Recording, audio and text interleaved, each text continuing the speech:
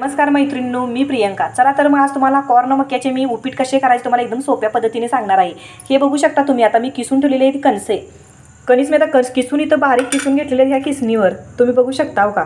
त्याच्यावर मी आता बारीक केलेले आहेत मक्याची कणसे। त्यासाठी आता आपण लागणारे साहित्य बघणार आहे। आता त्यासाठी आपल्याला लागणार आहे जिरे आणि मोहरी, हळद, इथे तुम्ही बघू शकता कोथिंबीर, कढीपत्ता, मिरची, अशा प्रकारे आपलं सगळं आहे साहित्य। चला तर मग मैत्रिणींनो, कढई तापलेली आहे। आता आपण ह्याच्यामध्ये तेल घालून घेऊया। तेल घातल्यानंतर आपण जिरे मोहरी घालून घ्या याच्यामध्ये। चला तर मग आता आपण ह्याच्यामध्ये जिरे मोहरी घालून घेणार आहे। जिरे मोहरी आपल्याला चांगलं कडून द्यायचे आहे। करपूस अशी थोडी हे झाली पाहिजे तेलामध्ये, ती थोडं तडका मिळाला पाहिजे तिला, त्याशिवाय ते टेस्टी लागणार नाही आपल्याला। हे बघा, आपलं जिरे मोहरी आता चांगल्या प्रकारे कडलेलं आहे। आता त्याच्यामध्ये आपल्याला मिरची घालायची आहे। सर्वात प्रथम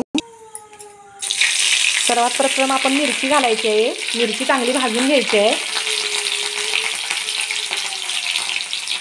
हे मिरची आता आपली मस्तपैकी भाजलेली आहे। त्याच्यामध्ये आपल्याला कढीपत्ता टाकून घ्यायचा आहे। तेल अंगावर उडण्याची शक्यता आहे, त्याच्यामुळे थोडं लांब व्हायचं आहे आपल्याला। चला तर मग त्याच्यामध्ये थोडीशी हळद घालून घेऊया। आता हळद पण चांगली तेलामध्ये भाजून घ्यायची आहे, आपल्याला परतून घ्यायची आहे चांगली अशा प्रकारे। मीठ पण घालायचं आहे। हे बघा, मी चवीपुरतं मीठ घालून घेते माझ्या अंदाजानुसार। तुम्ही तुमच्या अंदाजानुसार याच्यामध्ये घालून घ्यायचं आहे। उपीट करताना, कॉर्नची किंवा मक्याचे उपीट करताना तुमच्या नियमानुसार किंवा अंदाजाप्रमाणे तुम्हाला मीठ घ्यायचं आहे। मला जसं लागतं त्याप्रमाणे मी मीठ घेतलेलं आहे। हे बघा, मी आता उपीट करण्यासाठी आता मी ह्याच्यामध्ये घालून घेतलं आहे अशा प्रकारे।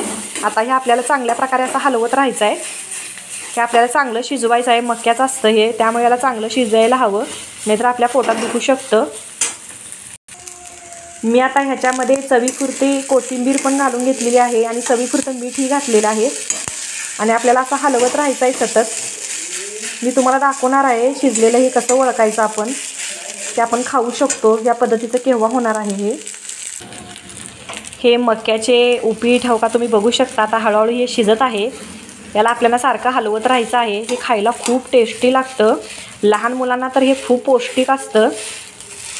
हे बघा, आता हे शिजत आहे। मी असं याला शिजवत आहे। आता याला 5 मिनिटं आपण झाकून ठेवूया।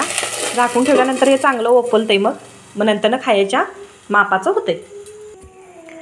चला तर मग मैत्रिणींनो, हे बघा आपलं झालेलं आहे मक्याचे उपीट झालेलं आहे तयार। किती मस्त दिसत आहे बघा। तुम्हाला जर ही रेसिपी आवडली असेल तर मला व्हिडिओला लाईक करा, शेअर करा आणि सबस्क्राईबर करायला अजिबात विसरू नका। आणि मला कमेंट करून सांगा ही रेसिपी तुम्हाला कशी वाटली। आणि तुमच्या लहान मुलांसाठी हे खूप पौष्टिक आहे, तुम्ही तुमच्या लहान मुलांना बनवून देऊ शकता।